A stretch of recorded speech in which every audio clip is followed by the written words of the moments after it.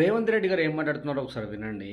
భవిష్యత్తులో కూడా ఇవాళ ఒక్క మాట చివరిగా చెప్తాను. ఖమ్మం జిల్లాకు ఒక ప్రత్యేకత ఉన్నది. నరేంద్ర మోడీ, అమిత్ షా ఇద్దరు కలిసి వచ్చినా ఖమ్మం జిల్లాలో ఇద్దరు సర్పంచులను కూడా గెలిపించుకోలేరు. ఇవాళ కమ్యూనిస్టు సోదరులు బలమైన ఉద్యమాన్ని ఈ ప్రాంతంలో నెలకొల్పినందుకే ఈ రోజు భారతీయ జనతా పార్టీకి ఈ ఖమ్మం జిల్లాలో స్థానం లేదు.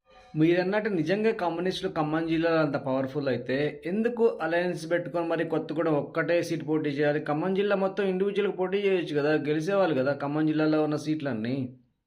సో కమ్యూనిస్టులు పవర్ఫుల్ కాదు, అక్కడ కాంగ్రెస్ పార్టీ పవర్ఫుల్. అంటే ఈ కాంగ్రెస్ పార్టీ కంచుకోట, కానీ కాంగ్రెస్ పార్టీ అంటే రేవంత్ రెడ్డి ఉన్న కాంగ్రెస్ పార్టీ కాదు. వైఎస్ రాజశేఖర రెడ్డి అప్పటి నుంచి ఖమ్మం జిల్లాలో కాంగ్రెస్ పార్టీకి ఓట్లు వేస్తారు. అది అలా కంటిన్యూ అవుతూ వచ్చింది. ఎందుకంటే తెలంగాణ వచ్చిన తర్వాత కూడా వైఎస్ఆర్సీపీ ఖమ్మం ఎంపీ గెలిచింది, మూడు ఎమ్మెల్యే సీట్లు గెలిచారు ఖమ్మం జిల్లాలో. ఎందుకంటే ఆయన పెట్టిన 108 కానీ, ఆయన చేసిన రుణమాఫీ కానీ.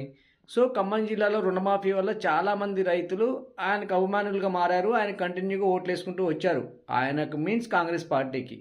సో అది ఇప్పుడు ఏదో రేవంత్ రెడ్డి గారు లేకపోతే బట్టి విక్రమార్క గారు చూసి వచ్చిన ఓట్లు కాదు. బట్ బీజేపీ అక్కడ గెలవదు అని మీరు భ్రమపడండి. కంపల్సరీగా ఖమ్మం జిల్లాలో బీజేపీ గెలుస్తుంది. ఎందుకు గెలవదు? ఎందుకంటే మీరు హిందూ టెంపుల్స్ హైదరాబాద్లో మీ కాంగ్రెస్ పార్టీ వచ్చిన తర్వాత ఎన్ని ధ్వంసం అవుతున్నాయి, ఎంత చండాలం చేస్తున్నారో టెంపుల్స్లో. మీరేమైనా మాట్లాడుతున్నారా? ప్రెస్ మీట్ పెట్టి ఎప్పుడైనా ఖండించారా? లేదు కదా. సో హిందువులు, హిందుత్వవాదులు, హిందూ మతాన్ని నమ్మేవాళ్ళు, వాళ్ళల్లో కూడా ఒక రియాలిటీకి వస్తారు వాళ్ళు.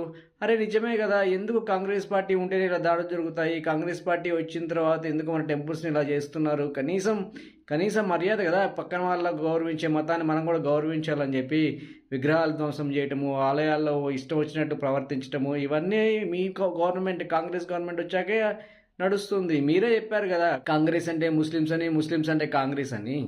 సో మీకే అన్ని ధర్మాలని సమానంగా చూడాలని చెప్పి తెలీదు. ఇంకా నువ్వు వచ్చి ఖమ్మం జిల్లాలో బీజేపీ గెలవదని చెప్తున్నావు. అలానే కలగంటూ ఉండు.